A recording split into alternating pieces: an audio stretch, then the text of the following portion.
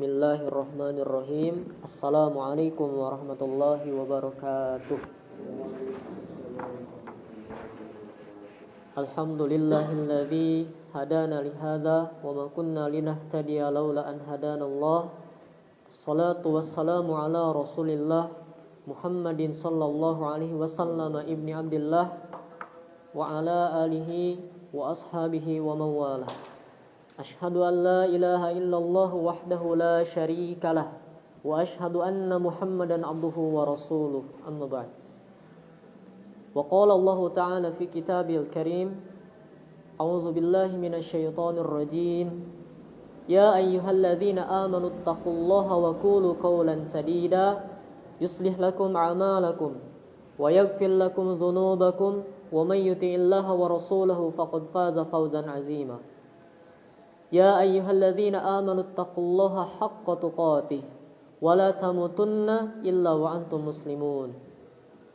Wa qala Rasulullah sallallahu alaihi wasallam, ittaqillaha haitsu ma kunta wa atbi'is sayyi'atal hasanata tamhuha wa khaliqin nasa bi khuluqin hasan.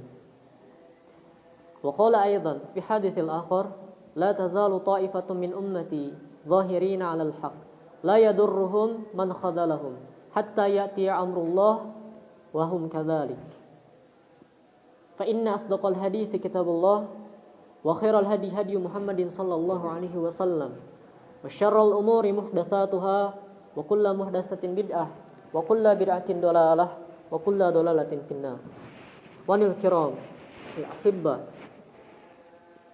tak ada kata yang pantas bagi kita, yang teramat pantas bagi kita selain rasa perkataan syukur pada Allah Subhanahu wa taala yang Maha Tinggi dan Maha Kuasa.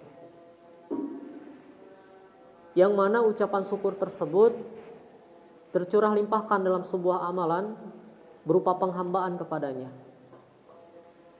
Ikhwani fillah rahimani wa rahimakumullah. Kita sudah sama-sama tahu salah seorang ulama bermazhab Hanafi, Syekh Az-Zarnuji, penulis kitab Ta'limul Muta'allim, memberikan isyarat bagi kita bahwasanya tujuan kita ayu ghayatun nas libtigha'a mardatillah wa daril akhirah. Bahwasanya tujuan manusia adalah untuk menggapai ridha Allah dan mendapat kebahagiaan di negeri akhirat berupa surga. Kemudian beliau mengisyaratkan selanjutnya bahwasanya bagaimana cara untuk mendapatkan dua visi ini, mendapatkan dua tujuan ini. Caranya beliau diantaranya itu yang pertama, asyukru ala nikmatil akal wa ala nikmatil jasad. Bersyukur atas nikmat akal dan nikmat jasad. Mengapa dua hal ini? Kita harus bersyukur akan dua hal ini karena dua hal ini adalah salah satu perangkat kehidupan kita yang mana suatu saat akan dipertanggungjawabkan. Bagaimana cara menggunakannya? Bagaimana kita menggunakan dengan sebaik-baiknya? Nah, nanti kita akan ditanya oleh Allah Subhanahu wa taala dengan apa? Dua perangkat ini, di antaranya dua perangkat ini, akal dan jasad. Manusia diciptakan akalnya lebih daripada makhluk lain. Kemudian manusia diciptakan jasadnya lebih sempurna daripada makhluk lain. Maka tak heran Allah Subhanahu wa taala seperti tersurat dalam Quran surah Al-Baqarah bahwasanya manusia dijadikan khalifah di muka bumi. Karena dua hal ini, yaitu jasadnya sempurna daripada makhluk lain, kemudian akalnya lebih daripada makhluk lain. Rekan-rekan sekalian, arsyadani wa arsyadukumullah. Kemudian salawat serta salam tercurah limpah kepada sang tauladan, yang mana risalah kepadanya diturunkan, risalah agung. Risalah berupa Islam yang mana membawa dan memperjuangkannya adalah sebuah seperti bara api dalam genggaman. Seperti bara api dalam genggaman. Dulu sampai sekarang, seperti dalam kaidah at-tarihu yu'idu nafsah. Bahwasanya sejarah akan terus berulang. Sejarah akan terus berulang. Dulu, sekarang hanya beda waktu dan tempat saja.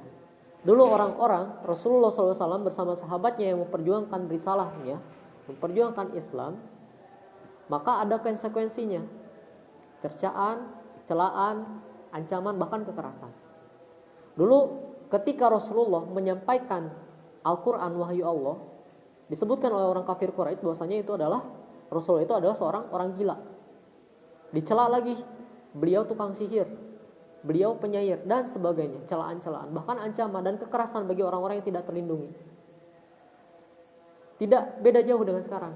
Orang-orang yang memperjuangkan risalah Islam agar diterapkan secara menyeluruh, maka akan ada konsekuensinya juga. Jenggotan sedikit, kain naik sedikit ke atas, dianggap sebagai radikal. Atau misalnya seseorang yang ingin memperjuangkan risalah, seperti perkataan Muhammad Nasir Buaya. Oh iya, Muhammad Nasir. Kalau nggak salah Muhammad Nasir. Orang yang beribadah, orang Islam yang beribadah dibiarkan. Orang Islam berekonomi diawasi. Orang Islam berpolitik dihabisi dengan habis-habis. Nah, itulah konsekuensi jika kita seorang muslim yang ingin menerapkan syariah secara menyeluruh, tidak parsial terbagian-terbagian. Itu adalah konsekuensi bahwasanya Islam adalah seperti bara api dalam genggaman kita. Akan tetapi akhirnya apa? Akan tetapi balasan dari Allah Subhanahu wa taala sungguh ajib. Ketika di surga Allah membukakan pintu bagi orang-orang yang mendapat rahmatnya, dan caranya itu adalah orang-orang yang memperjuangkan risalahnya di muka bumi. Rekan-rekan sekalian, asyhadu wa asyhadu Allah. Maka dari itu, la tazalu ta'ifatun min ummati, akan ada senantiasa dari umatku zahirina 'alal haq, yang memperjuangkan kebenaran.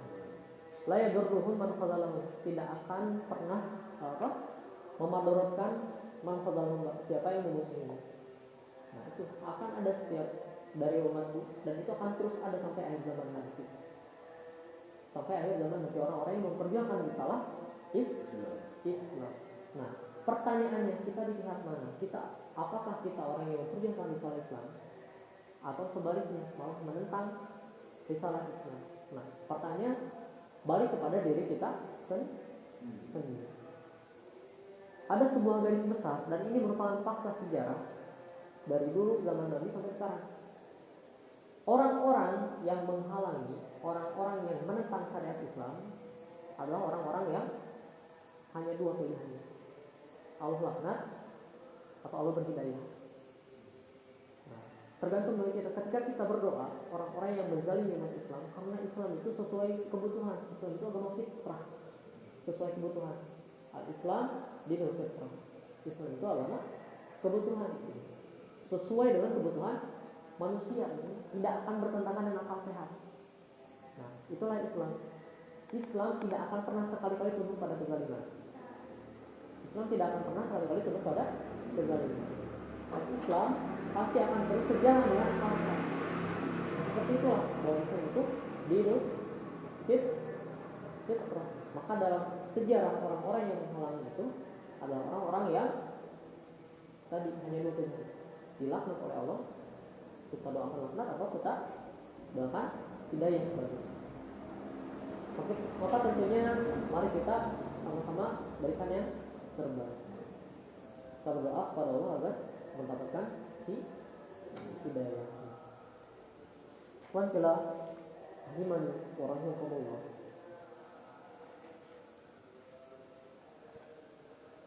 Sebuah jalan yang kita tempuh berupa Islam ini ada yang namanya syariat. Nah, sesuai etimologinya, bahwasanya syariat kalau secara bahasa itu apa? Ayat.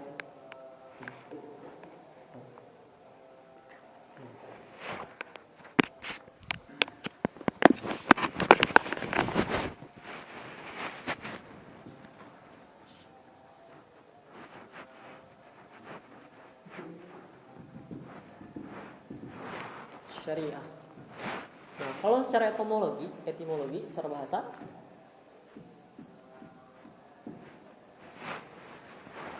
syariah adalah jalan menuju mata air.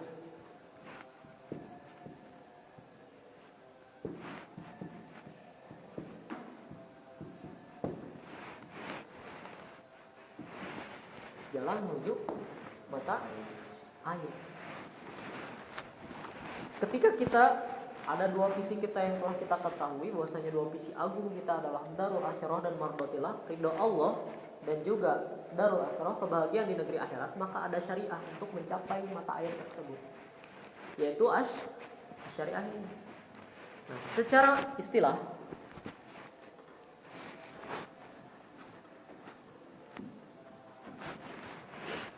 Syariah adalah jalan, aturan,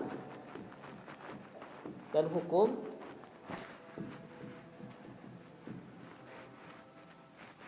dari Allah Subhanahu wa taala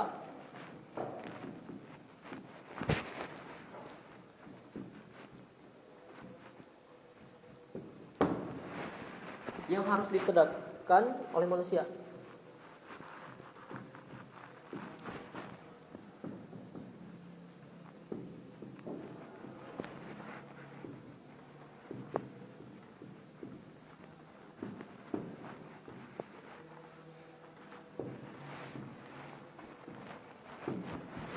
Jalan, aturan, dan hukum dari Allah Azza wa Jalla yang harus ditegakkan oleh manusia. Ya ayyuhalladzina amanu udkhulu fis silmi kafah. Wahai orang-orang yang beriman, masuklah ke dalam Islam secara kafah, secara menyeluruh. Jangan sebagian-sebagian. Nah, inilah syariah, menyeluruh. Jalan, aturan, hukum dari Allah Azza wa Jalla yang harus ditegakkan oleh manusia. Maka dalam istilah-istilah syariah akan kita temukan dengan yang namanya ad-din. Ad-din apa namanya? Artinya apa? Yang kita ketahui ad-din agama. Nah, kalau ad-din kan bahasa Arab. Nah, bahasa Arab itu unik ya. Di dalam bahasa Arab, satu kata bisa memiliki banyak makna. Bahkan ada beberapa kata yang maknanya sama, tapi penjelasannya berbeda. Nah, contohnya ad-din, agama bahasa Sanskerta. Nah, agama tidak kacau, a dan gama. Gama itu kan kacau. Agama tidak rancu. Tidak. Nah, agama atau dalam kata lain lu. Nah, ad-din kalau misalnya disandingkan dengan agama bisa saja, tapi belum mencakup maknanya.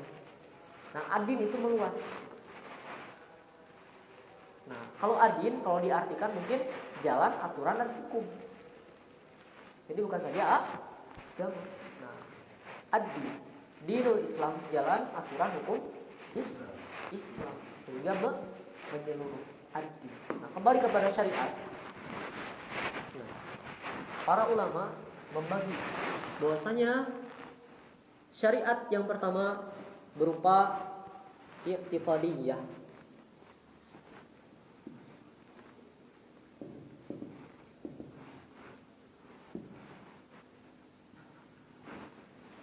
Nah,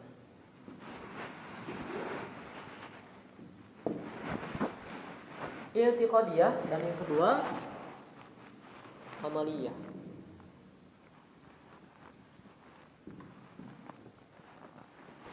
Apa bedanya? I'tiqadiyah adalah segala sesuatu yang tidak berhubungan dengan amal, tapi berhubungan dengan keyakinan. Berhubungan dengan keyakinan.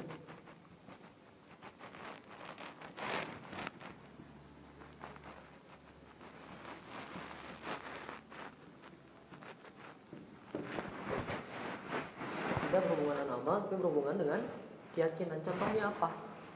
Kita meyakini rububiyatillah, bahwasanya Allah Maha menciptakan, Allah Maha mengatur, Allah Maha merawat alam semesta. Kita yakin kepada Allah Subhanahu wa taala. Kemudian yang kedua, kita yakin bahwasanya rukun-rukun iman, rukun Islam yang telah ditetapkan pada Allah itu kewajiban-kewajiban kita beribadah kepadanya. Kita meyakini hal-hal tersebut yang telah Allah atur. Kita meyakini dengan hati kita. Maka keyakinan ini kita sebut juga dengan pokok-pokok din. Pokok-pokok din, atau dalam istilah lain dengan usuluddin.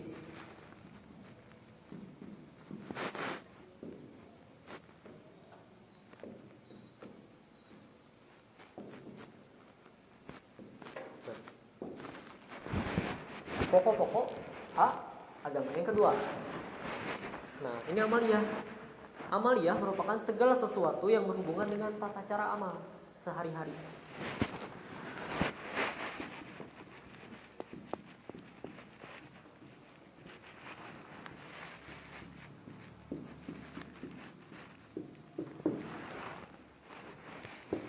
tata cara amal sehari-hari. Contohnya kita sholat, kita zakat, kita saum dan sebagainya.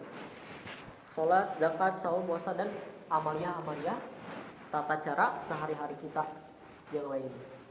Dan amalia merupakan fardiyah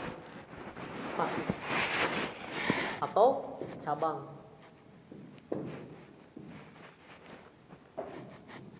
Cabang dari din.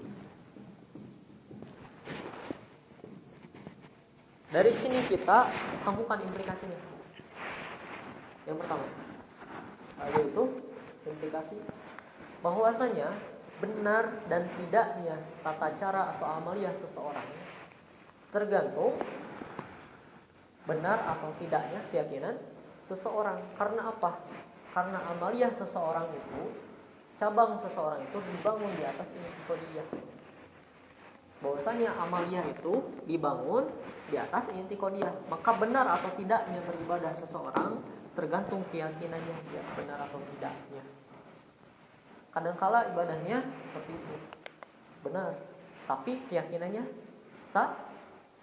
salah, maka tidak heran banyak firqah atau ketika kita pelajari filsafat firqah, pelajari pemikiran banyak yang menyimpang. Terlihatnya benar secara zahir, tapi ketika ditanya terkait pokok-pokok agamanya ada yang menyimpang. Dan ini terlihat dari kita dari sekarang kan media informasi kan tersebar luas ya. Contoh sekarang Panji Gumilang. Nah, itu kan membuktikan bahwasanya benar dan tidaknya amalia seseorang itu tergantung benar tidaknya keyakinan seseorang. Kalau kita katakan Al-Quran bukan kalamullah, sementara ulama-ulama lain, bahkan Imam Ahmad bin Hambal yang menggenggam bahwasanya Al-Quran adalah kalamullah, sampai dipenjara oleh orang Mu'tazilah yang mengatakan Al-Quran adalah makhluk. Nah, kemudian yang lainnya bahwasanya Al-Quran itu ya kalamullah. Nah, kenapa bisa-bisanya Al-Quran disebut bukan kalamullah? Tidak lain itu adalah karena tafsiran dengan hawa nafsu dan pemikiran-pemikiran yang aneh lainnya. Nah, seperti itulah bahwasanya benar tidaknya amalia seseorang dibangun atas benar tidaknya keyakinan seseorang itu. Dia sholat 5 waktu, tapi meyakini bahwasanya kita berada di masa fatrah. Seperti Nabi Muhammad berada di masa Mekah. Seperti Nabi Muhammad dulu ketika berjuang di Mekah, sholat itu belum wajib. Maka saat ini kita seperti berada di fase Mekah karena sholat belum wajib. Nah, itu adalah keyakinan yang salah walaupun dia beribadah dengan cara yang benar. Sekali lagi bahwasanya benar tidaknya amalia seseorang terbangun dari benar atau tidaknya keyakinan seseorang. Pertanyaan yang kedua, rumusan masalahnya indikator benar atau tidaknya keyakinan itu seperti apa? Indikatornya seperti apa?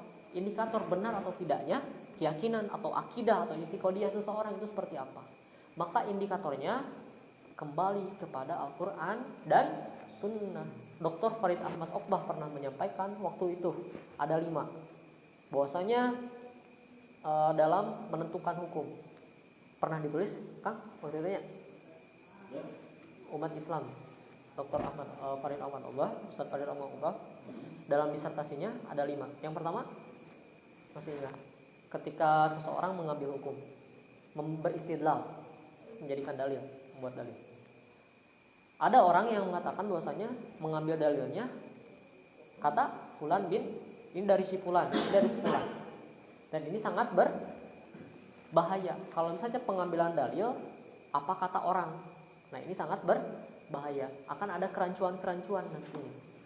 Kemudian istidlal yang kedua, masih ingat kan? Ada? Yang kedua,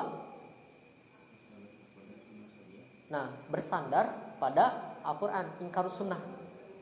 Nah, yang kedua, ada yang mengambil dalil hanya Al-Quran saja, sunnahnya ditinggalkan, jadi hadis tidak dianggap sama sekali. Nah, hadis tidak dianggap sama sekali, maka implikasinya apa? Sholat, antum sudah sholat belum?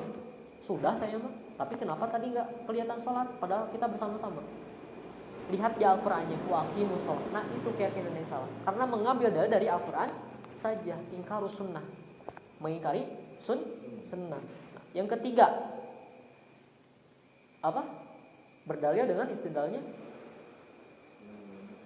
mengambil dari sunnah saja.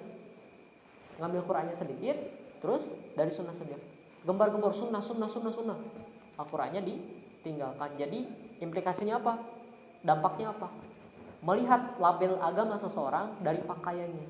Sesuai sunnah enggak? Kalau misalnya sesuai sunnah, dia Islam. Kalau enggak sesuai sunnah, enggak Islam. Nah itu.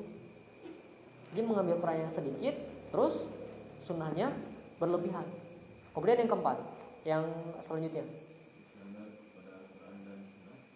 bersandar pada Al-Quran dan Sunnah. Ini satu tingkatan lebih aman karena dua-duanya seimbang. Al-Quran, kemudian Sunnah. Akan tetapi masih ada satu peluang untuk kerancuan. Al-Quran Sunnah menurut siapa? Kalau misalnya kita berpikir Al-Quran Sunnah sesuai ra'yun masing-masing, sesuai pemikiran masing-masing, pasti beda-beda. Nah, pasti akan dilandasi dengan hawa nafsu. Dan yang terakhir selanjutnya,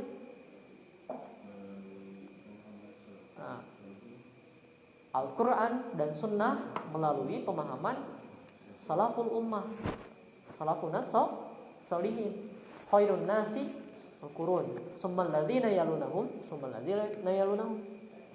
Sebaik-baiknya adalah generasiku. Kemudian setelahnya maksudnya apa? Generasi sahabat, tabi'in dan tabi'in. Nah, itu kan disebut oleh Rasulullah dalam hadisnya merupakan generasi terbaik. Maka pengambilan dalil yang terbaik adalah mengambil dari Al-Quran, Sunnah, bifahmi salafil ummah dengan pemahaman para generasi-generasi yang terbaik, generasi sahabat, tabi'in dan tabi'in. Contohnya apa? Mazhab Imam Abu Hanifah, Imam Malik, terus Imam Syafi'i, Imam Ahmad bin Hanbal. Nah, 4 mazhab ini merupakan tabi'in. Jadi masuk golongan salaful ummah. Nah, seperti itu. Nah, begitupun dengan pengambilan i'tiqadiyah. Landasan kita berakidah dengan cara yang benar itu seperti apa? Landasan yang terbaik adalah mengikuti akidah para generasi terbaik waktu itu. Akidahnya siapa? Akidahnya sahabat, akidahnya tabi'in, akidahnya tabi'in atau disebut dengan akidatus salaf. Akidah yang benar seperti apa? Indikator.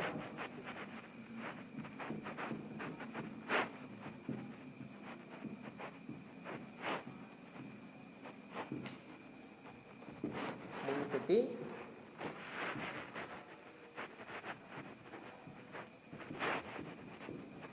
akidah terus salah.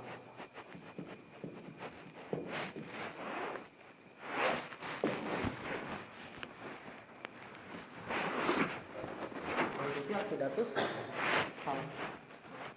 Diulang lagi bahwasanya benar tidaknya amaliyah tata cara seseorang tergantung benar tidaknya keyakinan seseorang. Bagaimana indikator benar dan tidaknya keyakinan seseorang? Indikator benar dan tidaknya keyakinan seseorang yaitu dengan cara mengikuti apa yang disebutkan oleh Rasulullah generasi terbaik. Itu mengikuti akidah generasi terbaik, yaitu akidah salafus sholih, akidah salaful ummah. Maka dari itu kita ketahui bahwasanya syarat diterimanya amal ada 2. Yang pertama ikhlas, yang kedua ittiba. Ikhlas dengan memurnikan hati kita dengan semurni-murninya. Yang pertama tadi urusan hati kan, keyakinan syarat diterima amal. Memurnikan hati dengan semurni-murninya bahwasanya ibadah ini tidak untuk siapapun kecuali Allah Subhanahu wa taala, untuk menggapai ridhonya dan mendapat darul akhirah, mendapat jannahnya.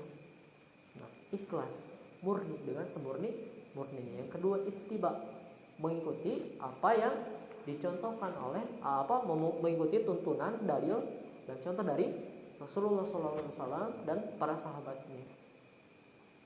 Nah itu teman-teman terkait permasalahan kita ketika kita melihat media informasi kan berseliweran ya. Nah ini benar, mana yang benar, mana yang salah. Akan tetapi ada satu garis besar, bahwasanya masing-masing manusia ada potensi untuk sesat. Masing-masing manusia ada potensi untuk sesat. Maka dari itu kita dalam sholat kita minimal 17 kali kita membaca ihdinas siratal mustaqim. Kita berdoa kepada Allah agar ditunjukkan pada jalan yang lurus. Mafhum mukhalafahnya bahwasanya kita memiliki potensi untuk tersesat. Diulang-ulang, berulang kali saya sampaikan contoh. Dulu ada yang namanya Dr. Abdullah Al-Qasimi. Sholih Al-Munajjid menyebutkan bahwasanya beliau Dr. Abdullah Al-Qasimi adalah seorang ulama ya disanjung lah. Ada seorang ulama yang tersanjung gitunya, bagus karangan-karangannya. Yang pada waktu itu beliau Abdullah Al-Qasimi adalah penentang ilhad, penentang ateis. Akan tetapi apa? Mati dalam keadaan ateis. Penentang ateis mati dalam keadaan ateis. Abdullah Al-Qasimi seorang ulama disanjung oleh ulama lainnya tapi mati dalam keadaan ateis. Penentang ateis mati dalam keadaan ateis. Maka dari itu kita lihat bahwasanya seluruh manusia baik ulama dan apapun itu pasti ada potensi untuk tersesat. Nah, indikatornya dari mana? Dari sini. Karena para ulama meneliti kenapa dia bisa tersesat seperti itu. Oh, ternyata ketika di dalam bukunya dia suka menyanjung dirinya sendiri. Jadi sebelum dia mengarang, dia menyanjung pujian untuk dirinya sendiri. Maka hadirlah rasa ujub, kemudian terkumpul rasa ujub tersebut menjadi takabur, menjadi kesombongan. Nah, Allah azab kesombongannya dengan mati dalam keadaan su'ul khotimah, mati dalam keadaan ateis. Lagi-lagi urusan ini, urusan hati, dan ini diteliti oleh para ulama, ternyata seperti itu. Ilmunya tinggi tapi hatinya salah, keyakinannya salah, terus terjangkit oleh penyakit hati, sombong, ria dan sebagainya.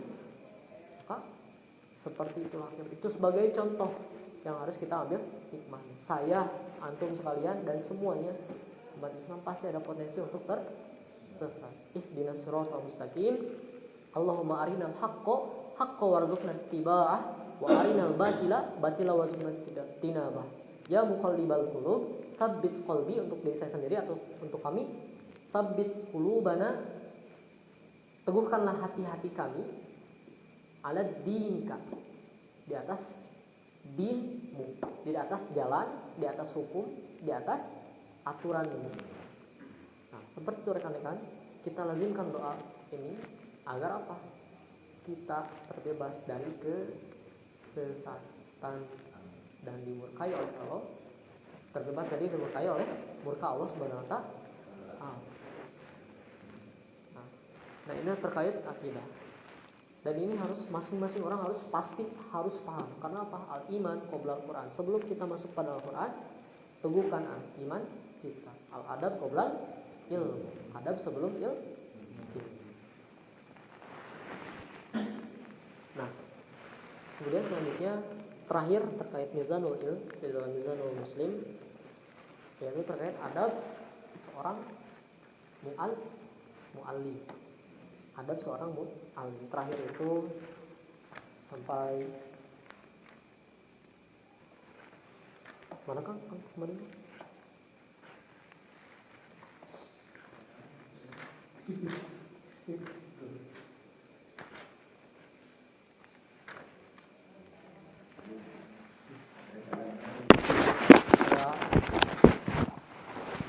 Pokoknya di ini apa? Yang itu.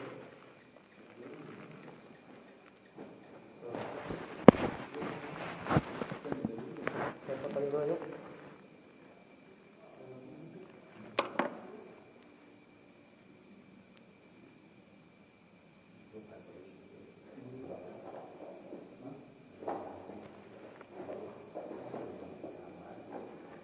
Saya foto dari awal, ada tentang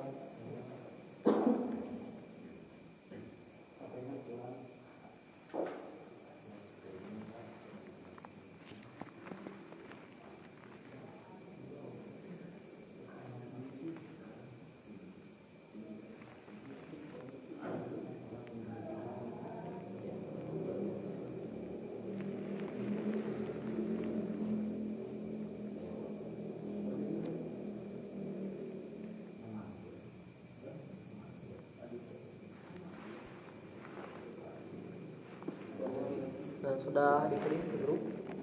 Kalau yang ada silahkan dibuka terkait adab. Terakhirnya sampai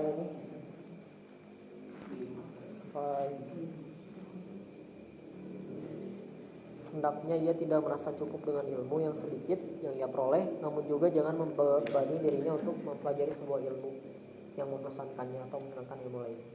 Nah, adab seorang alim ketika menuntut ilmu selanjutnya adalah hendaknya ia menjaga semua hafalannya dan jangan merasa sombong dengan keberhasilan ilmu yang diraihnya dan jangan merasa dengki dengan keberhasilan yang dicapai oleh murid lainnya. Nah, adab seorang alim harus senantiasa menjaga hatinya. Tidak sombong ketika dia telah mendapatkan ilmu yang telah diraih, kemudian tidak dengki kepada orang lain ketika orang lain berhasil mendapatkan ilmu tersebut. Ayat kan? Ayat.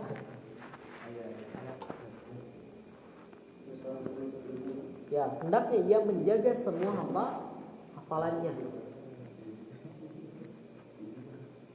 Hendaknya ia menjaga semua hafalannya, tidak sombong ketika mendapatkan ilmu, berhasil mendapatkan ilmu, tidak dengki ketika orang lain berhasil mendapatkan ilmu. Atau dengan garis besarnya adalah menjaga hati, lagi-lagi kepada qalbu. Jadi seorang penuntut ilmu harus senantiasa menjaga hatinya dari penyakit. Kemudian selanjutnya, seorang murid hendaknya memandang wajah gurunya dengan pandangan penuh hormat. Ia juga harus meyakini akan kemahiran dan keilmuan yang dimiliki oleh gurunya. Karena hal itu akan mengantarkan dirinya untuk dapat mengambil manfaat dari apa yang disampaikannya dan memudahkan baginya untuk dicerna dalam benaknya. Nah, ini sebuah adab. Kalau kita gambarkan, ini sebuah gambaran tamsil yang seringkali digambarkan oleh para ustadz. Ketika gelas ini seorang mu'alim, seorang pengajar, dan ini seorang muta'alim, seorang murid.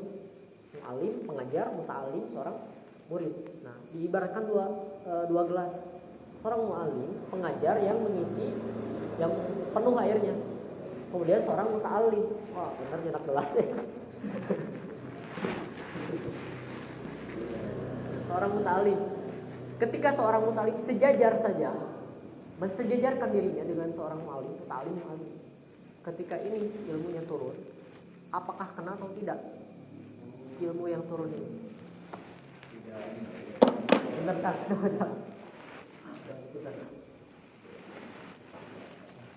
Ini sebagai gambaran ya. Kita ya kopi kan. Ini gambaran. Ini mu'alim, pengajar. Ini muta'alim. Anggap di sini ada air. Air digambarkan sebagai ilmu. Nah, ketika sejajar saja mu'alim dan muta'alim, ketika dia ingin menurunkan ilmunya, apakah ilmu itu didapatkan oleh ini? Tidak. Sekali lagi, apalagi kalau misalnya ini lebih tinggi dari ini, apakah? Kan tidak. Nah, merendah itu bukan rendah diri segini, tetap saja tidak akan dapat. Disejajarkan, dia memberikan penghormatan kepada mu'alimnya. Segini saja, akhirnya dapat. Nah, seperti itu gambarannya, memandang wajah gurunya dengan penuh penghormatan, menjaga aib gurunya. Kadang-kala ketika kita belajar terus melihat salah satu aibnya, sedikit itu kekurangan gurunya, sok rada kesal ya, sok rada hijib. Nah, itu indikasi ini dalam buku ya, indikasi ilmu itu tidak akan turun, tidak akan mendapatkan manfaat. Nah, ingat manfaat salah satu tanda manfaat ilmu apa? Yang pertama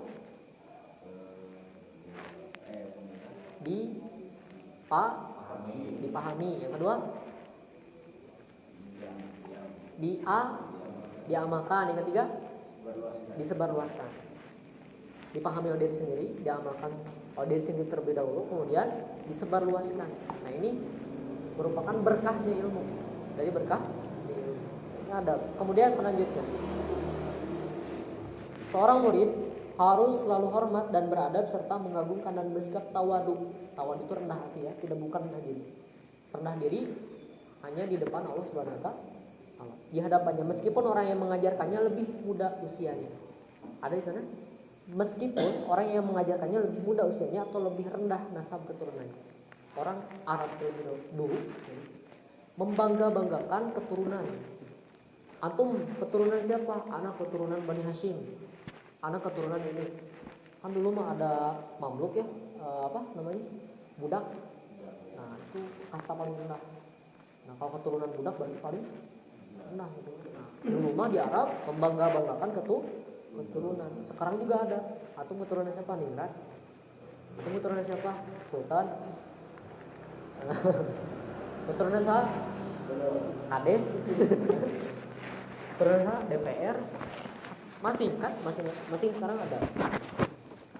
Nah, seorang murid harus selalu hormat dan beradab serta mengagungkan dan bersikap tawadu di hadapannya. Meskipun orang yang mengajarkannya ini lebih muda atau lebih rendah nasab keturunan. Ini sudah pasti kita paham.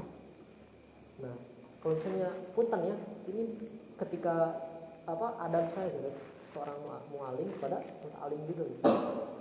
Teman-teman sekalian lebih tinggi usianya dari saya. Nah, maka saya mengamalkan hadis bahwasanya kita harus menghormati yang tua dan mengayomi yang muda. Jadi di sini saling menghormati. Nah, jadi punten kalau misalnya saya seperti mengajarkan gitu.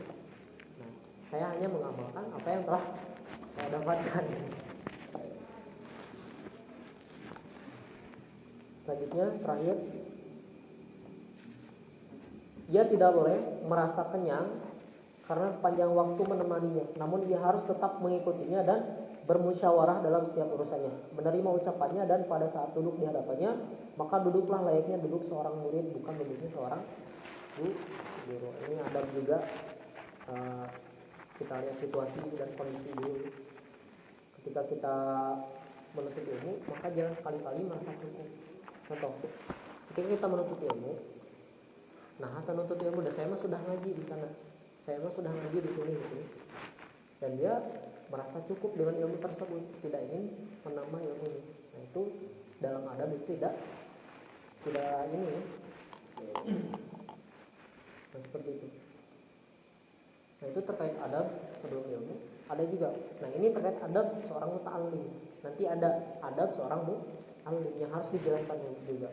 Sehingga rekan-rekan kalau misalnya saya luput, maka bisa mengingatkan adab seorang guru terhadap murid. Itu saja dulu yang dapat disampaikan. Kurang dan lebihnya mohon dimaafkan. Saya masih belajar. Saya ingin mengamalkan ilmu yang telah saya dapatkan. Dan saya berdoa kepada Allah agar ilmu ini berkah, dapat dipahami diri saya sendiri dengan juga rekan-rekan. Kemudian juga dapat diamalkan diri saya sendiri dan juga rekan-rekan. Saya takut sekali ketika ada ancaman dalam surat As-Saff, kabura maqtan indallahi an taqulu ma la taf'alun, yang sering saya baca ketika sholat, bahwasanya dosa besar ketika seseorang mengatakan tapi tidak berbuat. Kalau dalam bahasa Jawa mah jarkoni loh. Ngajar iso, ngelakoni lah iso. Nah,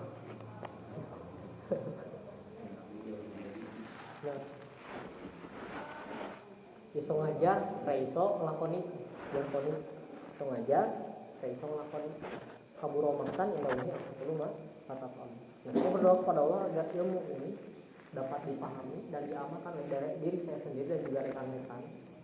Karena mengajar itu bukan terkait ketinggian ilmu atau tidak, tapi kepahamannya dan juga bertanggung. Yang terakhir adalah disebarluaskan. Ilmu yang telah didapatkan kemudian sudah valid dalil-dalilnya, maka silakan disebarluaskan. Nah, seperti itu. Dan disebarluaskan pun kepada istri misalnya, kalau sudah punya istri misalnya, kepada anak dan keluarga-keluarga yang lain. Kita berdoa kepada Allah agar senantiasa diteguhkan Islam kita, kemudian selalu ditunjukkan pada jalan kebenaran. Allahumma ya muqallibal qulub, tsabbit qulubana ala dinik. Allahumma arinal haqqa haqqan warzuqna ittiba'ah wa arinal batila batilan warzuqna ijtinabah. Kemudian jangan lupa, jangan sampai ketika kita sholat merasa kenyang sementara tetangga kita kelaparan. Kita berdoa, minimal kita berdoa, Allahumma fir bil mu'minina wal mu'minat wal muslimina wal muslimat al ahya'i minhum wal amwat bi rahmatika ya arhamar rahimin. Kita berdoa agar kita semua mendapatkan ampunan dan Allah memberikan rahmat bagi seluruh manusia, khususnya seluruh umat Islam. Jangan sampai sendok dan garpu kita merasa kenyang di rumah kita sementara sendok dan garpu sedang berperang di rumah tetangga, karena tidak ada yang dapat dimakan. Nah, kita amalkan Islam ini sebagai agama rahmatan lil alamin. Dan juga yang terakhir, ini pesan juga dari guru saya, dari murid saya sendiri. Jangan sampai kita luput mendoakan negeri kita. Nah, negeri ini adalah tempat kita bersujud, seperti doanya Nabi Ibrahim kepada negerinya, Rabbi al-hadzal balada aminan. Ya Rabb, jadikan negeri ini negeri yang aman, sebagai kepedulian kita terhadap negeri ini, negeri Indonesia ini. Karena ini adalah tempat kita bersujud. Kemudian terakhir kita berdoa pada Allah agar kita mendapatkan visi kita semua dan diakhiri dengan akhir yang baik. Rabbana atina fid dunya hasanah wa fil akhirati hasanah wa qina adzabannar. Subhana rabbika rabbil izzati amma yasifun wa salamun alal mursalin.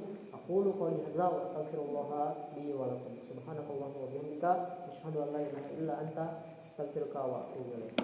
Assalamualaikum warahmatullahi wabarakatuh.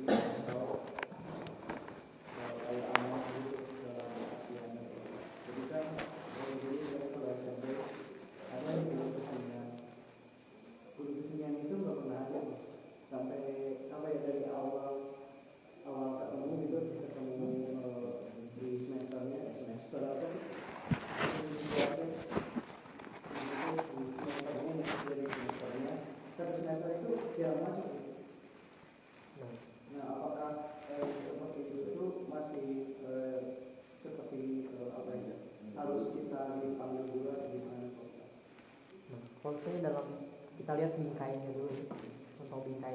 Thalabul ilmi fardhatun 'alal kulli muslimin.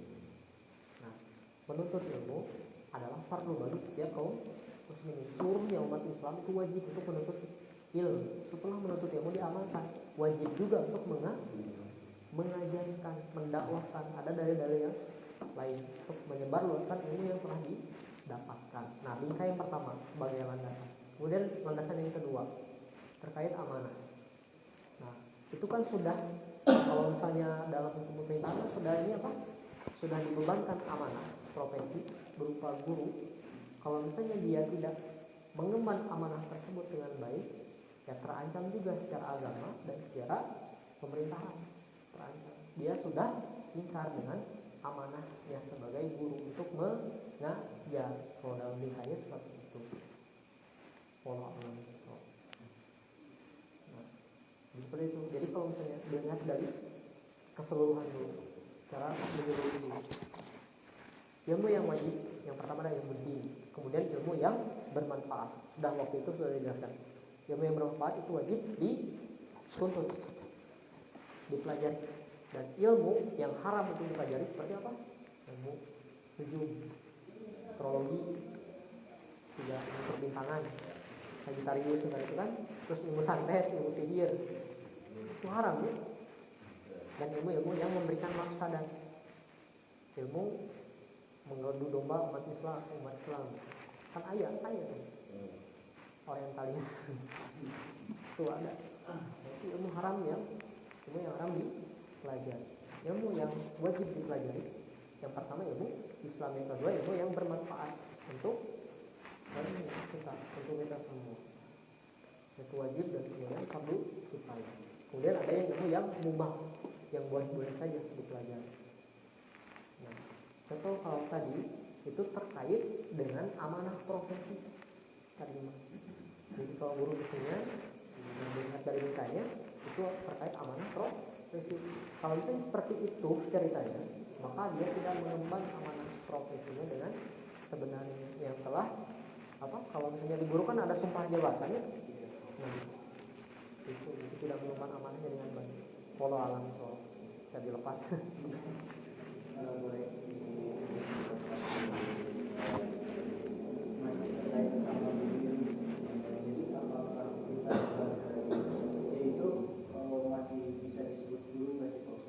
Dan kita pun sebagai itu murid, apakah masih harus saya hormati? Ya, nah, terkait itu kan masih kita harus menghormati. Mungkin kekeliruan tersebut kita belum tahu penyebabnya. Mungkin ada hal lain yang menyebabkan dia seperti itu. Nah, hormat pada guru itu tetap, walaupun ada aib sedikit kita harus berdoa agar tertutup aib guru itu. Jangan sampai kita aib kekurangan sedikit jadi gitu. Nah, kita berdoa, dan itu sebagai adab kita menghormati guru kita agar apa ilmu itu turun. Walau alam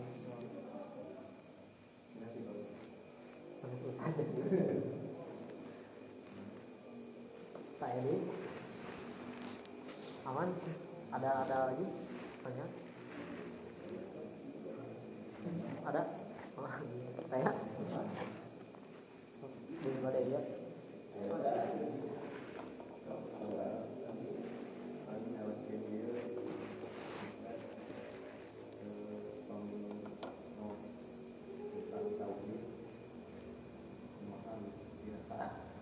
Ya. Awas tentang tauhid. Ya, jadi bertahap disesuaikan dengan ini waktu dan kondisi. Nah, jadi kan al-iman qabla Quran. Jadi sebelum Quran itu kalau misalnya dihafal anak-anak itu, nah ini sebenarnya untuk anak-anak. Jadi iman qabla Quran ada qabla ilmu. Tapi kan pendidikan kita seperti ini lah, kita tahu. Nah, kita bagaimana caranya mengkondisikan ini, jadi bukan mencampurkan ya, mengkompromikan sekarang dengan pendidikan Islam. Nah, sebenarnya kita telah dalam belajar ini. Oke, dari dulu. Jadi setiap ini pasti diselipkan tentang tauhid, kemudian diselipkan juga dengan terkait ilmu yang lain, jadi dikompromikan. Harusnya bertahap tapi kompromi karena melihat waktu kondisi disesuaikan. Aidin aman saja. Kalau ada astagfirullah. Wallahu a'lam.